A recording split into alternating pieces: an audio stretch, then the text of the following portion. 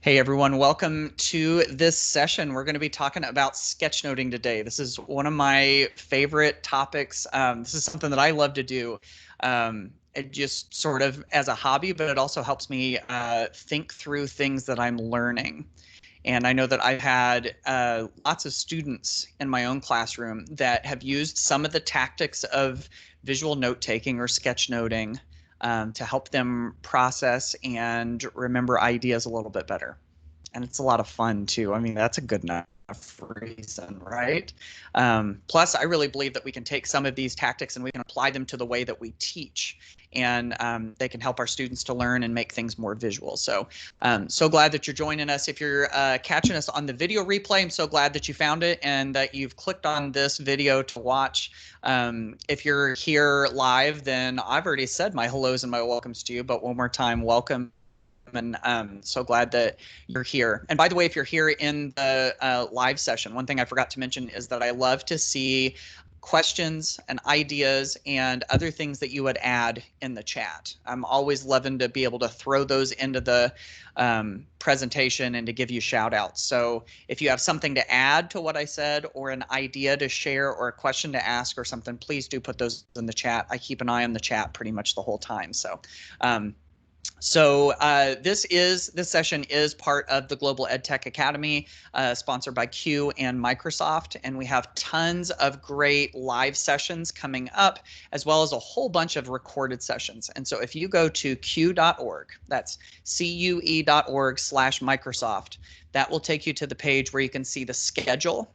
Up in the top right-hand corner, you can click Schedule, where you can see all of the sessions that are coming up. And then if you click on Session Videos in the top right-hand corner, it will take you to a YouTube playlist of more than, I can't say hundreds yet, but more than 100 at this moment anyway, more than 100 video replays of all of those sessions. So it's a good chance that everybody can find something that they like. So.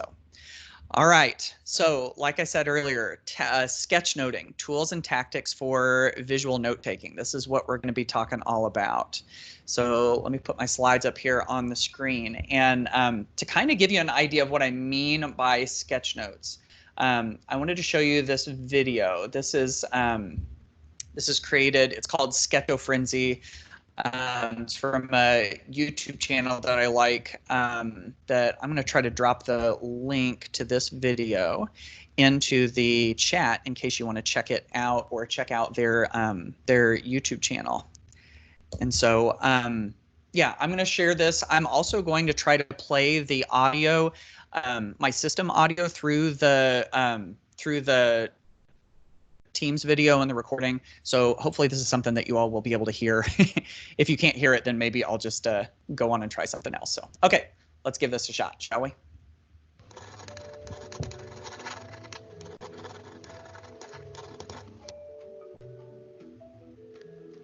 Welcome to Sketchnoting. Oh, I just muted it. Hang on a second. Let me try that again. In this video, I'm going to talk about the basics of visual note-taking. So first things first, why visual note-taking? Well, it enhances your memory and retention of information, mostly because you now have access to multiple cues, which will help you remember what you need to know. Visual note-taking improves your understanding of the lessons you're supposed to learn, because you're not just jotting down what the teacher or the book say, but you're exercising your brain by connecting the verbal material to the visual material. And of course, it's way more fun compared to boring old text-filled notebooks. There are three things you need to remember when you're doing visual note-taking. There's text, images, and structure. Text and visual note-taking is important because it's not merely writing the usual way one does. It's writing while making use of one's knowledge in hierarchy and distinction. This means that when you write or doodle the words, you highlight the more important terms, so it'll be easier for you to identify the main point from the supporting details.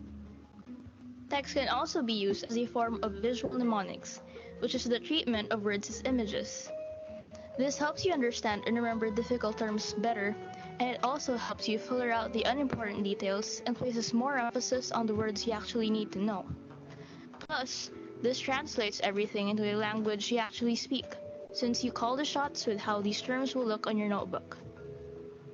Images are important because turning words into pictures involves translating terms into recognizable forms, from purely linguistic concepts and descriptions to objects one can actually see.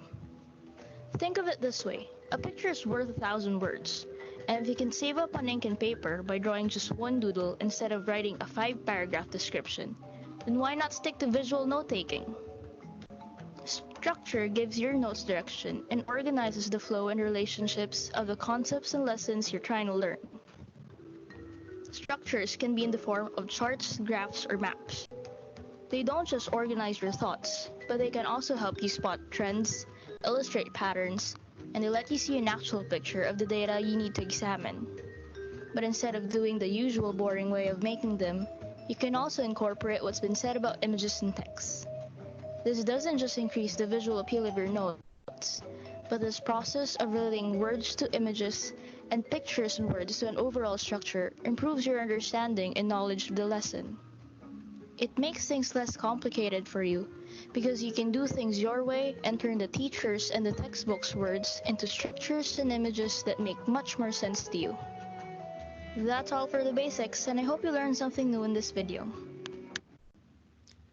So I watched that video, and first of all, I don't know about you, but I didn't realize that she was putting together this great big sketch note with all of these different parts. I thought they were just little illustrations, but then at the end she puts it all together and it all looks like that. And it's pretty cool, right?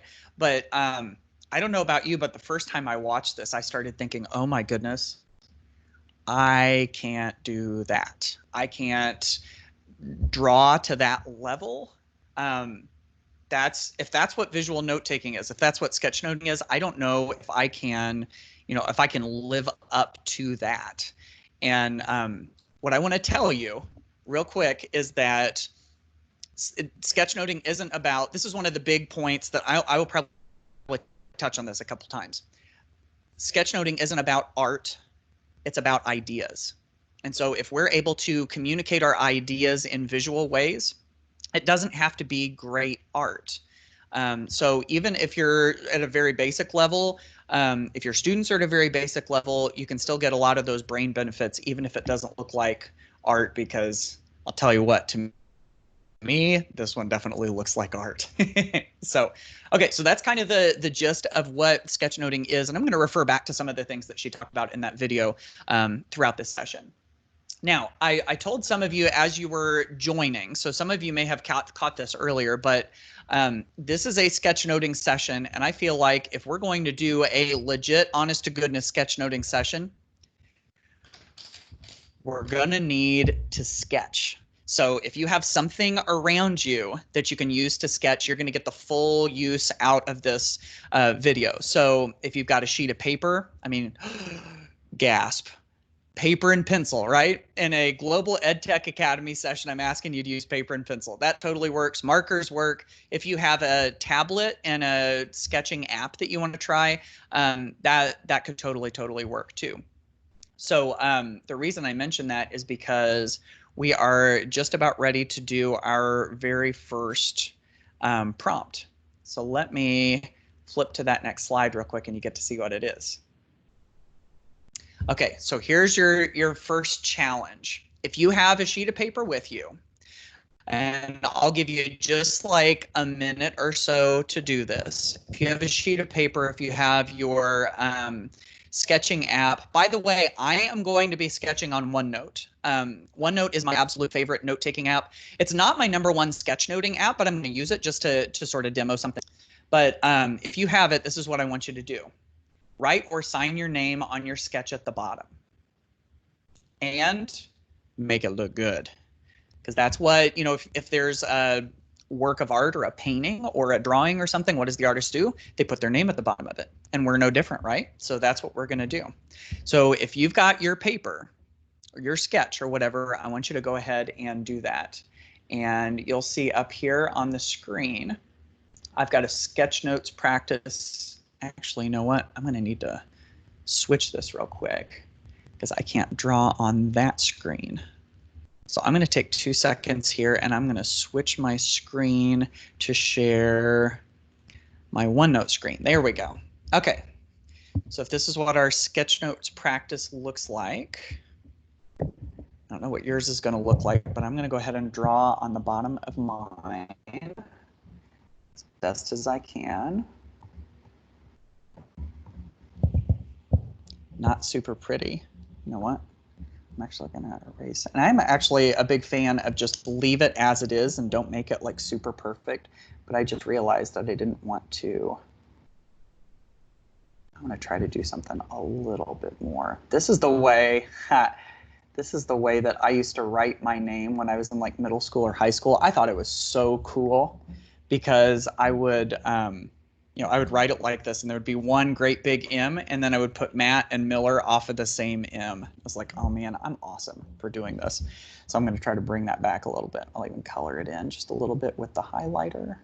By the way, if you see me sketching on OneNote and you have any questions about it, I am not a OneNote wizard, but I have been using it for just a little bit. So if you have any questions about what I'm doing, feel free to ask. Okay, so there's that. There's me and my attempt at trying to do the that first challenge. Okay, is everybody with me so far? Y'all doing this? Jacqueline asked, are you drawing right on the touchscreen? Yes. In fact, yeah. So what I've got right in front of you here is my Surface tablet, and so I'm drawing on a Surface tablet, and so if so yeah, all I'm doing is I've just got it on that screen, and it is a touch screen, and I've got my little pen right here. You don't have to have a fancy pen with a lot of touchscreen devices. Honestly, you could just draw with your finger. I also want to show you real fast. If you're using any sort of touchscreen or any sort of tablet and you want to use a stylus, sometimes you can buy these really fancy, impressive styluses. Styli? I don't know. I'm looking to see if I've got, because I've got one of them. I've got sort of a fancy one. Here it is right here. I'm going to show you the fancy one that I've got that I don't always use, and I'm going to show you the one that I suggest. And so the fancy one that I've got that I'm going to show you right here, this is called an Adonit Jot Pro. And what's interesting about it, you can see the tip of it. There's like a little ballpoint on the tip, but then if you flip it over, you can see that there's a little plastic guard in front of it. Now the plastic guard keeps it from scratching the screen, but it's also a very small, fine point. And some people complain that the regular styluses have like this great big fat tip on the end of it, and they can't see where they're going. So that's one thing that's really nice about that. So this one is called the, I don't know how well you can see this, Adonit Jot Pro. I know it might be fuzzy, but so that's I got that as a gift once, and it's a really nice one. But if you're getting started, this is the one that I suggest. This is a cheap stylus. This is the kind that I got like a bag of 50 of these for $10 off of Amazon. Or if you've got a pen let's see if I've got a pen in here that has a stylus on the end of it. Something sort of like this where you can click on it and it's got the little stylus on the end. I think that works just as well as anything. So, okay. So anyway, as far as styluses go, yes, that's that.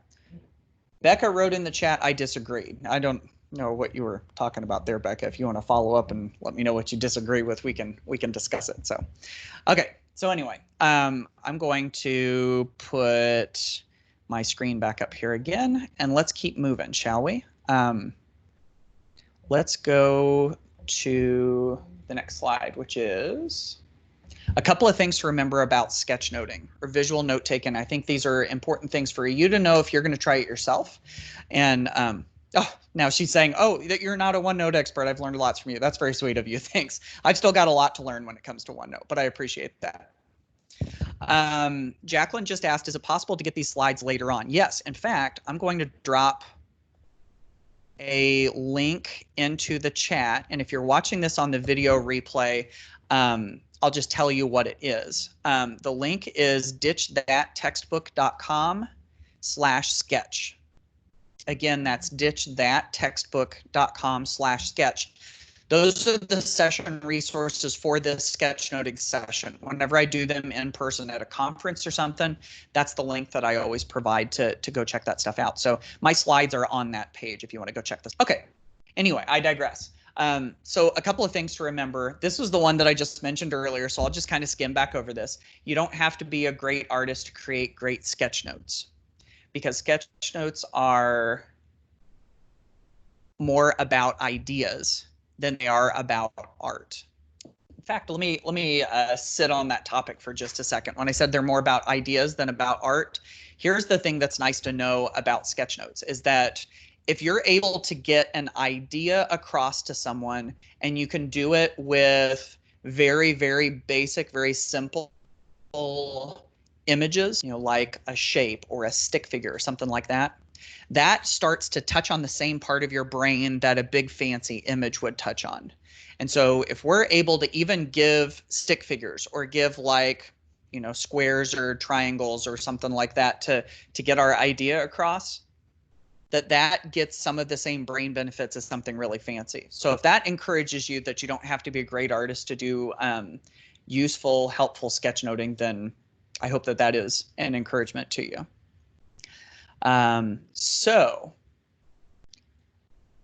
let's keep going. The next thing I wanted to tell you was that sketchnoting is a skill like anything else. Practice makes proficient. When I first started sketchnoting, you know, first of all, nobody gave me like permission to start sketchnoting.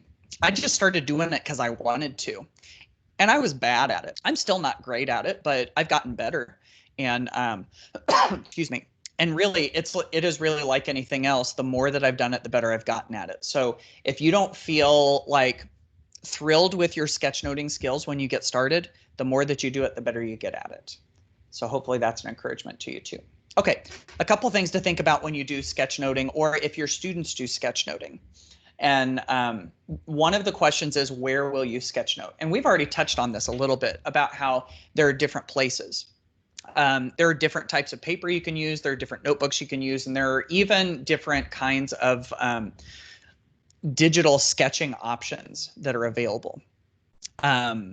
Michelle just mentioned in the comments, Microsoft Whiteboard is great for sketchnotes too. Yeah, if you've got a Microsoft laptop or a Surface tablet or something like that, it is built right into your device. So it's already there, which is pretty cool. So in fact, let me see if I can pull up. Yeah, here's the whiteboard right here.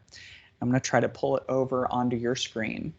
What's neat about the Whiteboard app, look, I was using it earlier. What's neat about the Whiteboard app is that it's very basic. And you can see at the bottom here are your tools for drawing. And then, you know, so you've got a variety of different kinds of pens, which you can customize. You've got an eraser, you've even got a ruler that you can stick on there so that you can draw, you know, you can draw more exact lines, which is kind of cool. I'm going to toggle that off. We've got a lasso select so that we can select certain things and move them around.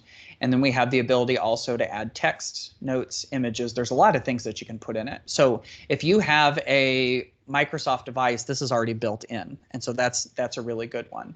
So I'm glad you brought that up. Oh, and it does have, I'm sure you saw this when it was up there earlier, it does have the rainbow pen, which is super, super cool. In fact, I think I can do that on OneNote, so I'll probably show that to you too. And then Becca just mentioned Rocketbook is my new toy. Yeah, Rocketbooks. Let me pause on that for just a second. I'm going to grab. Yeah, I'm a big Rocketbook fan too. So if you've never heard of Rocketbooks before, they are these reusable notebooks that you can use. You use them with this special kind of pen called a Pilot friction pen. I've got a whole bunch of these things, these friction pens, and they're erasable. But what's neat is if you use them in your Rocketbook, there's a kind that where whenever you write on it, you can either use the eraser or you can just get it wet and wipe it away. Like the Rocketbook that I've got here called the Rocketbook Fusion, that's one of the wipeable ones. There's also a kind of Rocketbook called the Rocketbook Wave that lets you pop this thing into a microwave with a mug of water on top of it. and all of the steam and the heat and everything. Actually, I don't think it's even the steam. I think it's just the heat. The heat erases all of the stuff out of it. So you can wipe an entire book so that you can reuse it again by putting it in the microwave. It's wild. So anyway, and there's lots of other features with it, like they have an app where you can scan a page and you can turn it into a digital version so you can use it later. So, oh my goodness, lots of things when it comes to sketching, lots of options. And of course, like I was saying earlier, OneNote is one of my favorite ones to use. So I think you can't go wrong on any of those. So I'm sorry, Matt, are you showing us your screen right now or no? Okay, no, I'm not. Yeah, so if you were showing anything, I didn't catch that part. Okay, I've been switching back and forth between having my slides on and letting you see my face. So gotcha. Didn't see the slides, but thanks. Okay, I'm going to put them back up. So thanks for popping on and catching me on that. I appreciate that. Okay, let's see. Let's keep moving, shall we? We'll put those slides back up now. All right, so anyway, like I was saying, different places that you can sketch. Here are some other apps that people tell me that they really like. So, you know, Paper was the one that I started on. That's a mobile app that you can use. Procreate is what I know a lot of the sketchers that I know that take it seriously, they they use that. So anyway, lots of things that you can use. And whenever you sketch digitally, this is what some of my sketches have ended up looking like. Like I'll go to conferences and I'll sketch the keynote speech. And so I'll do like a great big title in the middle, and then I'll just fill in with little thoughts all around it. So I've got a couple of examples of my own sketches in here that I can show you as we go. Okay, still got that Paper or your sketch, whatever version of that you may have. I want you to add something to it. I want you to add your deets. Add your deets to your sketch. By deets, I mean like your details. So if you've got a Twitter, if you've got a blog, you know, add those on there in case you share it with someone. Even if you don't do that stuff, that's totally fine. You've got your name on it already, right? Add the date. Add your school, add the fact that this is from Global Ed Tech Academy and put a GETA on it. Whatever captures the moment that you're doing the sketch, or whatever captures the circumstances that you're doing the sketch for, anything that you can add there is good. So what I want to do then is I'm going to switch over to OneNote so I can show you what mine is going to look like. So I'll grab my pen. Go get this out of the way. And so today is 7, oops, I need to switch back to my black pen. 7/23/20. I'm going to do a hashtag GETA. And I'll even put my Twitter handle on there real quick. So we'll go at Matt. I'll even put a little that. Can I squeeze it all in? Textbook.com. It's a little sloppy, but it's there. Okay. Oh, one of the things that you can see on the screen probably that I really like about OneNote is that they have what they call the infinite canvas. I think that's what it's called. The idea is that I'm using my fingers to pinch down to zoom out. I can go as far this direction or as far this direction as I want. And by doing that, you know, I can continue to add to the right, continue to add lower, and I can make it as big as I want. Now for this one, I'm going to make it so that my name is kind of down in the corner like that. So, okay. I'm going to close that off so that I know where I can sketch. Okay, so hopefully you all have gotten a chance to add your deets to yours as well. So let's keep moving forward, shall we? Let's go switch back over to my slides so that you can see those. Kind of like being able to bounce back and forth like this so that you can see the slides, but you can also kind of watch somebody else sketch too. Okay, so let's keep moving. What should I And so I'll tell you real quick what I have sketched. And then I think we can take just a moment and pause and talk about how sketching can be used in the classroom too. For one, I started by sketching videos. This is a TED Talk. And this was real early on when I had very first just started sketching digitally. And so what I did with this TED Talk is I pulled it up on video and I would play it. And whenever I found something that I wanted to sketch, I would pause the video and then I would sketch it. Now, one of the trickiest ways to sketch is to do what they call live sketchnoting. Live sketchnoting is whenever you're listening to someone talk and you're sketching at the same time. I've done this at teacher conferences before where I'm sketching the keynote speaker, and the keynote speaker obviously doesn't stop to let me sketch. That's hard because you have to listen, process, and draw all at the same time. It goes the same for videos. And the nice thing about videos is that you can pause them. I think sometimes whenever people think about sketchnoting in class, they say, oh yeah, that would be really cool. I'll just let my students sketchnote while I teach, and then they can just capture their notes that way. To which I say, let's not do that right away with the students. Let's come up with an easier way for them to start doing sketchnoting, because that's kind of like throwing them in the deep end with the sharks. It can be tricky to do that. So, but we can touch on that a little bit more. I also like to sketch books. So the books that I've read, what I like to do is I like to pull in little tidbits, little bits and pieces of the things I want to remember from the books and put them into one sketch. This one comes from the book Teach Like a Pirate by Dave Burgess. I don't know if you all are familiar with it. I just recently published a book called Tech Like a Pirate. That's a techie follow-up to his book Teach Like a Pirate. And I remember reading in Teach Like a Pirate, reading about his hooks for student engagement. And I thought, oh, these are awesome, but I'm never going to remember all of these if I just try to pull them off the top of my head. So what I did was I did a little sketch for each one of the hooks and then wrote the name of it in. And now what's neat is I can look at that one image and the entire second half of the book comes flooding back to me. And I think that effect can work with our students as well.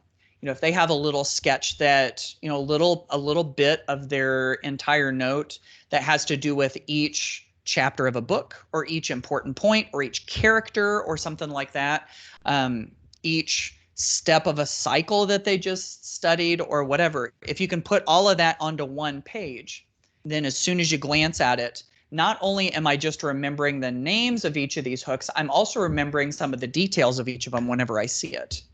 And so that's the power that I think sketchnoting, the verbal visual mix, can have that can cross over really well to the classroom. And this one right here, this was from a keynote speech. I kept mentioning that I would sketch keynote speakers. And the reason I put this one up here is that you don't have to have everything all picture perfect to make it a good sketch. And so I wanted to tell you just real fast the story behind this one. I started sketching this keynote, and I started up here in the top left, and I made my way down, and I came back up through the middle and across the top. I had made my title like this, and I was like, oh man, this one's looking really good. And I had all of this space left over here on the right and the bottom. And then the keynote speaker said, so in conclusion, and I went, ugh. I'm running out of stuff it's like she's almost done and I've still got half of my sketch to sketch. And I've got all of this empty space. And so I had to hurry and finish it up. And so you can see what it looked like whenever I hurried and finished up. I just kind of wrote some text in. I think this big speech bubble right here was the last thing that she said. And if I hadn't told you that story, you might have looked at that and gone, oh, that's a really cool sketch. But for me, I'm looking at it and I'm seeing all of my mistakes. So I guess that's just my encouragement, that if you start and you think that people see mistakes, sometimes you're the only one who sees them. So anyhow, that's one thing that I wanted to bring up. So real fast, before I move on from that, I wanted to park on this real quick. What should I sketch? And so I would love in the chat, if we could kind of touch on, if you're already having some ideas of how sketchnoting could potentially fit into your classroom, I would love to see those and to shout some of those out to the group. Siobhan just asked a good question in the chat. She said, do you recommend sketchnoting from only recordings and speeches and not from written text? No, actually, I think it would be great to sketch from written text. Honestly, you know, to me, I really believe that it's just anything that we need to learn, a good way to process it and get it down on paper is to do sketching, you know, to add a little visual to our text, you know, kind of mixing all of those two things together. So no, I think spoken word, written word, conversations, anything like that, I think would be fantastic. To kind of kickstart this, and again, please do share some of those ideas of how you could see this working in your class.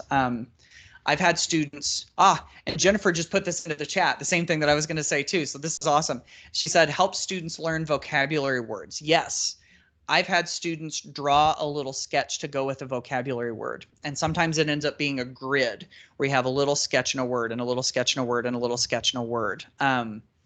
Any of that can definitely work. And whenever you get that verbal visual mix together, it's very powerful.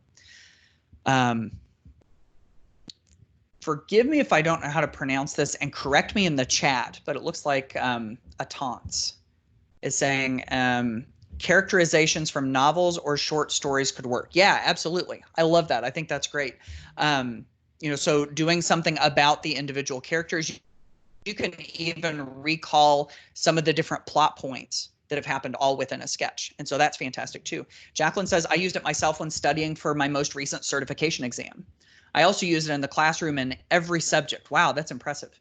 I use it to introduce the concept of close reading because students need to read all the way through and then read piece by piece. Yeah, and I think the sketching lends itself really well to, you know, going back and pulling out those details and then remembering them, synthesizing them all into one place. I think that's fantastic. Becca says concept maps, connections between math concepts. Yes, I love that. Oh, good. I got the name pronunciation correct. All right. Very good. Thanks, Atance. Jacqueline says, I've had students do book reviews using sketchnoting too. Yes. Imagine one page and having all of the things that you love about a book with a title of what the title of the book is. Maybe even draw a picture of a book and write the title onto it. And even if your students were able to post those book reviews someplace, you know, put them up in the library, put them up in your classroom, put them in your online classroom. If you're using Microsoft, you know, posting them in Teams someplace where everybody can see them. That could be a really neat way to encourage kids to tell each other about what they've read. Deborah says maybe use it for summarizing strategy for, sorry, let me start that again. Use it as a summarizing strategy for daily lessons within a unit. And then using that as a study guide for a summative unit assessment. Yeah, absolutely. You start with the small daily lesson. We use that to summarize, and then we can put all of those together into a bigger, almost like study guide of sorts. You use the word study guide. I just thought it, and then I'm like, wait a second, she just said that too, for the summative unit assessment. Becca's saying, could you provide a template at the beginning for kids who feel uncomfortable? Yes, absolutely. We're going to touch on a couple of things that can empower kids to use this. Jamie says book summary, visual examples from Tammy McGregor here, and then she dropped a YouTube link in. That's fantastic. And then Jacqueline says she got a gooseneck clamp to hold up her tablet and then uses the Hyperlapse app to video students work come to life. Oh, that's cool. Yeah, that's very cool. I wanted to share with you real quick. I'm going to put this on my screen over here in just a second. I've got, because Becca was asking, could you provide a template at the beginning for kids who feel uncomfortable? I want to just share with you real fast. Let's see. I have a PowerPoint template that you can use. Now, this isn't like officially sketchnoting, but it's the same idea, I think. Because what is sketchnoting really? Sketchnoting is images and text, you know, little sketches along with text, and, you know, making the most of that verbal visual connection. I have a template that would allow students to get that verbal and visual connection, but do it with icons instead of hand-drawn sketches. So I'm going to scroll down just a little bit until I find it. Here it is right here. By the way, this link right here, this is where you can go find them. You can go to ditchthattextbook.com/PowerPoint-templates. I'm going to drop that in the chat if you want to go check it out. And that's the page that I'm on right now.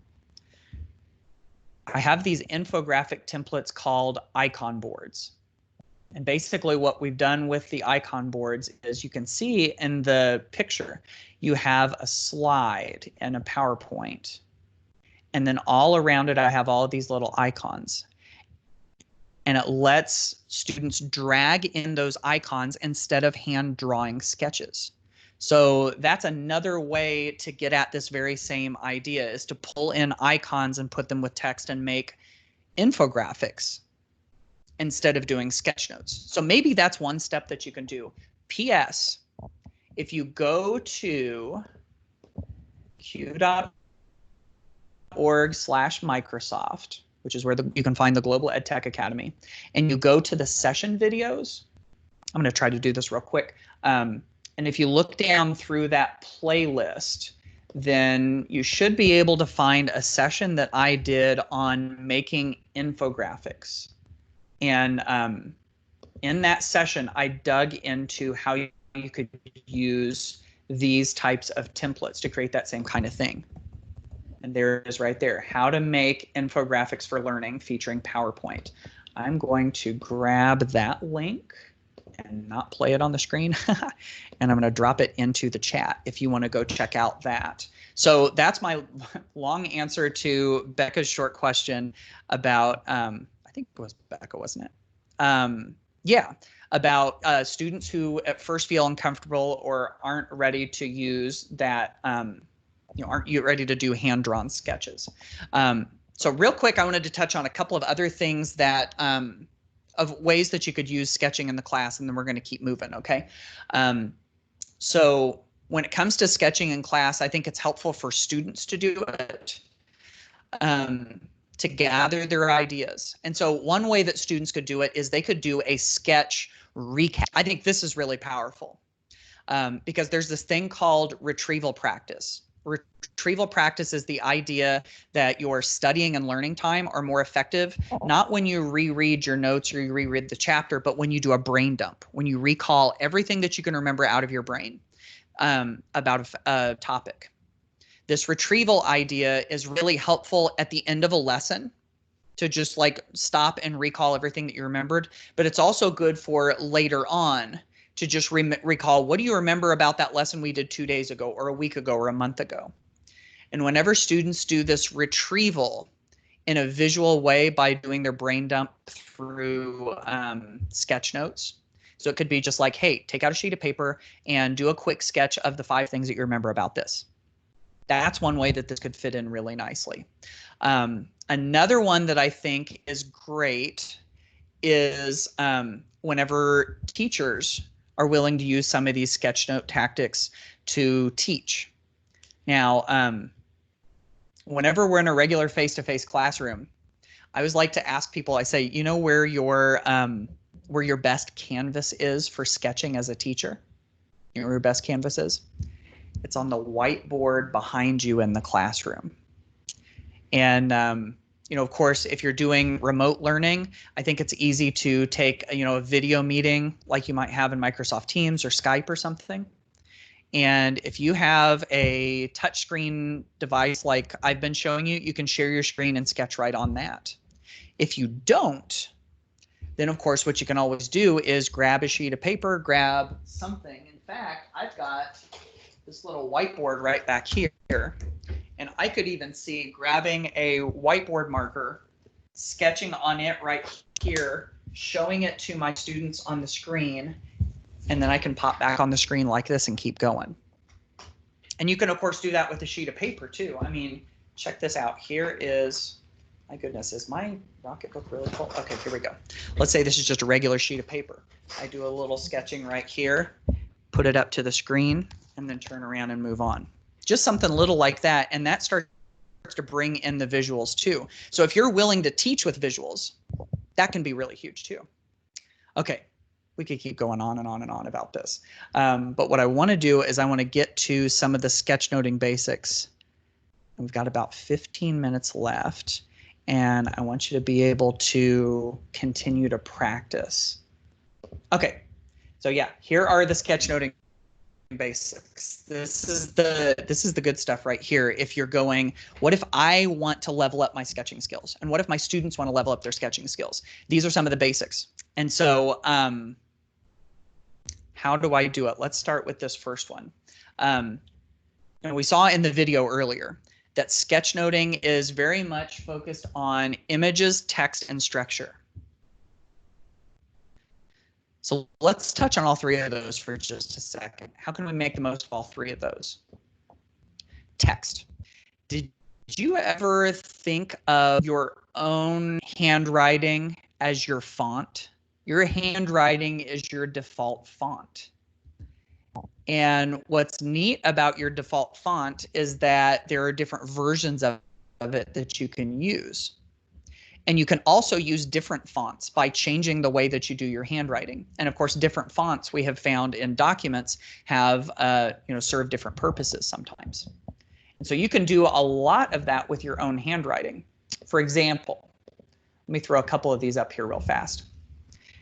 My regular handwriting that I use for sketching is I like to use caps, like capital letters, and I use one big cap for the first letter and then little caps for the rest of them. And if you take that font that you use, your handwriting, and you want to make it bold, one simple way to do it is just to thicken those lines, sometimes by just putting two lines right next to each other instead of just one. This is a way to add a little bit of a fancy touch to your handwriting, is to do the extra downstroke. So wherever you see a great big line going down, make it two lines going down. Another couple things you can do. What if you add serifs? You can see down here and up here, I've added serifs. You know, the serifs are like the little hats and the little feet that you have on your letters.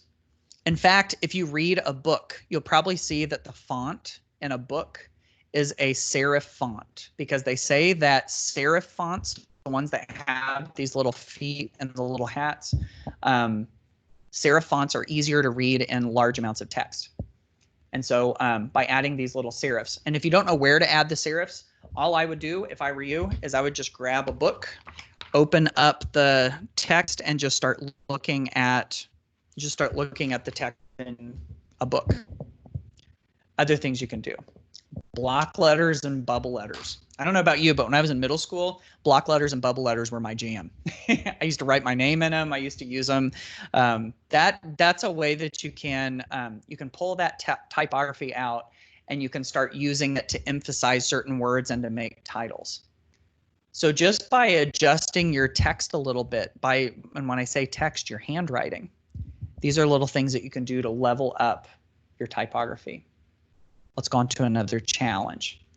So this one is, I want you to write out, if you've still got your paper, write out your favorite quote ever in a speech bubble and make the most important word big. If you need to do a web search for your favorite quote, or if you need to go look up a quote, that's totally fine. If you've got one off the top of your head, then maybe use that one.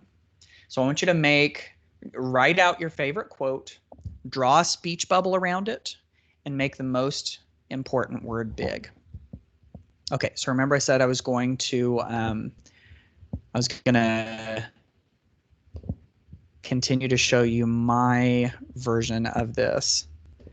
So we're going to switch over here to OneNote. So I'm going to write my quote out. This is the one that comes to mind for me, at least. This is a quote by Dale Carnegie, the author of How to Win Friends and Influence People. This was a book that I read when I was in high school and college that had a big impact on me. And so this one, I can say this one from memory. He says, most of us have far more, and then I need the biggest word. It's got to be, or the most important word has to be big. So I'm going to write this one. C-O-R.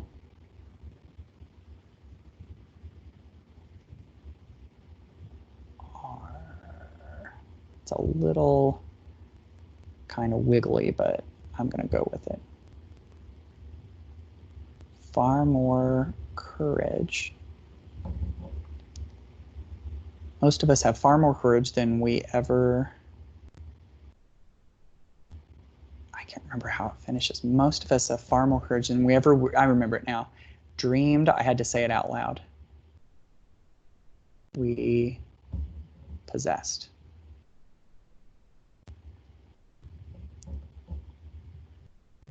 Dale Carnegie. Okay, and then I'm going to take that yellow highlighter. I'm going to zoom in on this, and I'm going to try to color in my letters. It's a little bit big, but I'm going to make it fit. I'm going to make it work. And again, it's a little bit sloppy, but hey, I'm trying to model for you that it doesn't have to be perfect. So I'm going to color this in real fast, and then we're going to move on. Are you all drawing with me? Am I the only one in here drawing? I know I can't see your paper if you've got like a regular paper. I'm just curious to see if anybody else is actually doing it. And it's okay if you just want to watch me. I'm totally cool with that. I almost feel like I'm kind of like Bob Ross right now. Like I need to be talking about happy little trees or something. Okay. Oh, and I also said that you need to draw a speech bubble around it. So there's our speech bubble. Bang. Done. Okay. You don't have the Bob Ross hair. Say that again, sorry. I said you don't have the Bob Ross hair. Oh yeah, you're right. That is a very, very good point. And you know, there's part of me that wishes that I definitely did have it, because I mean, check this out, you know. It would definitely have to be a wig or something. That's hilarious. Oh, Jennifer wrote happy little sketch notes. Yes, yes, exactly. That's right. Oh my goodness, you guys are cracking me up today. This is awesome. Okay, I'm going to keep going so we make sure that we get through everything. Hopefully I'm not rushing you too much on your challenges. Okay, so we talked about text. Now we're going to talk about images. And I know trying to draw things can be kind of tricky. And so I love this suggestion that Mike Rohde has. Mike Rohde wrote the book, The Sketchnote Handbook. And he said you can draw anything with these 5 shapes: circle, square, triangle, line, dot. Now, I know the geometry purists are going to be like, hey, a dot isn't actually a shape, and neither is a line, but, you know, kind of get the idea of where he's trying to go. And it can be different variations of those, you know, like a perfect circle. It doesn't have to be a perfect circle. It could be an oval. It could be a rectangle. It could be an isosceles triangle, you know, any of that stuff. But if you start to see everything around you made up of those 5 shapes, you start to realize, you know what, it's not that tricky to draw some of this stuff. So, I mean, just stop for a second and look at the room around you and look at some of the things surrounding you and see if you can draw them with just those shapes. I'll give you some examples. Look in the bottom left there. Bowling ball, 4 circles, done. There's the house over there on the right. Triangle, rectangles, and a little squiggly line. You can make a donut with 2 ovals and a squiggly line. That laptop in the top right, I've drawn that what feels like 1,000,000 times on Sketchnotes. Rectangles and some lines, and you're done. So those are some examples right there. And so your next challenge is to draw 3 or more things using Mike Rohde's 5 shapes. And again, those 5 shapes are circle, square, triangle, line, dot. Circle, square, triangle, line, dot. So look around you maybe and see if there's something that you can draw that you can make out of all of those. Or just consider in your mind something that you could make out of those. If you still can't think of anything, maybe do like a mental visual walk through your classroom or through your house or something and just start to notice things that you could potentially draw. So let me draw a few of them of my own real quick. Here we go. Grab my pen. Let's see. So I see a speaker right in front of me.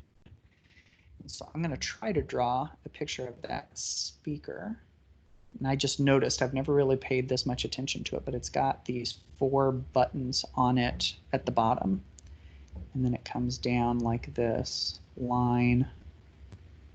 It's kind of like that. And then it's got kind of like a part down here that has a bunch of little dots that eventually kind of look like a little shading. So that's kind of what that speaker looks like on my desk. So there's that. I've got a disposable cup of coffee because I went and had breakfast this morning and brought some coffee with me. And so I'm going to try to draw that very simply with some of those basic shapes. There's that. What else have I got on my desk? I've got a little coaster that is a circle with a circle inside of it, and then it's got a little star on it. So I'm going to kind of color that in. I'll do one more. What am I going to draw here? Ah, there's my phone. Okay, so my phone is sitting there, and my phone, I've got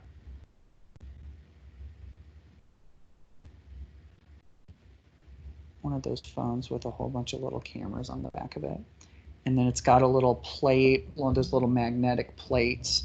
And then this one actually is plugged in. So I'm going to have the little, there we go. We'll have the charger cord even plugged into it. There we go. So those are 4 things that are sitting around me. So feel free to keep doodling, keep drawing. And I'm going to jump back over onto my slides because I know I've only got about 5 minutes left. So I'm going to try to wrap this up as quick as we can without rushing. Okay, so when we talk about drawing things, another thing that people struggle with, because we were talking about text, images, and structure, right? One thing that we struggle with sometimes is people. And like I was saying earlier,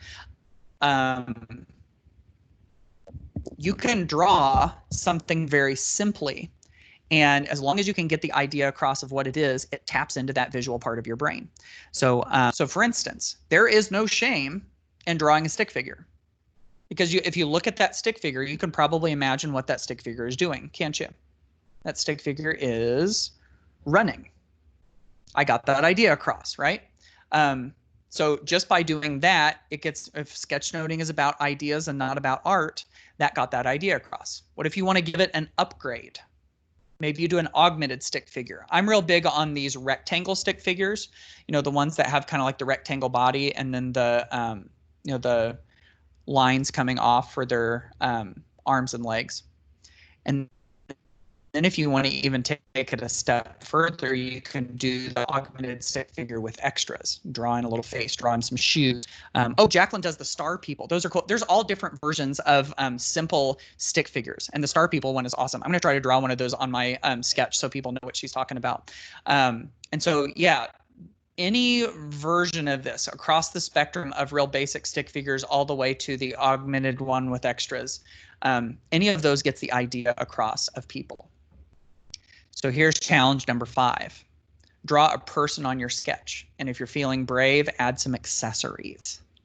So your sketch needs to have a person on it. So let me switch over here real quick to OneNote. Okay, so when Jacqueline says she draws the star people, I'm not very good at the star people, but it's easy for me to share my screen. So, you know, it kind of looks like this, sort of, and like these are their hands and these are their feet, sort of, and then you put a smiley face on it. I don't know, that's a really bad example of that. Let me show you how I like to draw people. Is I do this, and then I do the rectangles. So there's a little stick figure right there.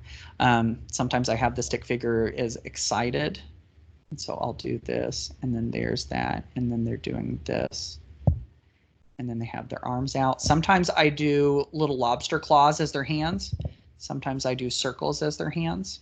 Sometimes I like to emphasize it with some motion lines like that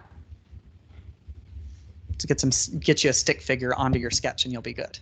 Okay. All right. So that's that. I'm gonna keep moving through. Oh, good. She put a picture up. Very good. Jacqueline says I usually add a circle for the head first. Oh, that's so much better than what I had. Yeah, that's good. So it's like a circle and then the rest of the stars, like the arms and the legs. That's good. That's a good one. Very good. Thanks for sticking that picture in there. That's cool. Okay, let's wrap this up real quick. P.S. I also wanted to tell you all of this. I don't know what you're doing in the next hour if you want to continue to hang out, but I've got another Global Ed Tech Academy session called Lesson Design Remix Office Hours. We're basically going to get together and we're going to, I'm going to say, hey, somebody throw out a lesson that we can brainstorm ideas for. And then everybody in the session is just going to sit there and throw out ideas. And you can bring your own idea or you can help brainstorm on others. If you're interested in that, you can head over to the Global Ed Tech Academy, q.org/Microsoft, and you can go join. We're getting ready to do that right after this one. Okay, so let me finish this up real quick. We were going to talk about structure too. And when your sketches have structure, that really helps. So my favorite structure that I like to use is the donut structure. I'll put a title in the middle of my sketch and then I'll just fill things in. Sometimes I'll do them in order, going around the circle like this, and sometimes I'll just throw them in like popcorn, which is kind of like the scatter structure. If you know that your sketch is going to have 3 different sections, 1, 2, 3 columns like this. If it's a linear sketch with a beginning and an end, start in one place and work your way through with a line, and sometimes you can even add arrows to it too. So adding some structure is definitely good. Okay, I'm going to throw in these last challenges, and I'm going to do them fast because I'm kind of out of time here. So if you want to do all of the challenges, then you know, maybe write down on the back of your paper, on a scrap sheet of paper or something, what the last challenges are. One of them is a title. Create a title for your sketch. Make sure it has a visual in it somehow. Okay, so challenge 6 is a title. Challenge 7, if you have any space left, write in your key takeaways from this session. So fill in the space with your key takeaways. That's challenge 7. And then challenge 8 is your sketch is lonely. It needs some friends. Share it. So I'm going to encourage you that if you're connected on Twitter, I'd love for you to take a picture of this and tweet it out. Make sure you include me on it because I want to be able to see it. And so my Twitter handle is @jmattmiller. So yeah, anyway, that kind of brings us to the end here. Yeah, there it is right there. So lots of stuff that we've gotten to cover there. I hope you had a good time. I hope you sketched. I think that some of you did. Wendy just said, I was quiet because all of this was new and I was just enjoying myself. That's awesome. Oh, and Jacqueline put into the chat, 6 is title, 7 is takeaways, 8 is include, share it and include me. So there you go. All right. So hopefully that was fun. I had a good time hanging out with all of you and getting to sketch with all of you. So I'll be watching on Twitter to see if anybody shares their sketch with me. So hope you had a good time. Thank you so much for joining. I'm going to stop the recording. And of course, you can go back and watch this if you want to at q.org/Microsoft in the session video. So hope to get to see you on a future webinar. I'm going to go jump over to my lesson design remix. So you can get to that at q.org/Microsoft if you want to continue to hang out. So thank you all so much for being here. Thanks for the kind comments in the chat. I see all of those, and I hope to get to see you in a future webinar. All right. Take care.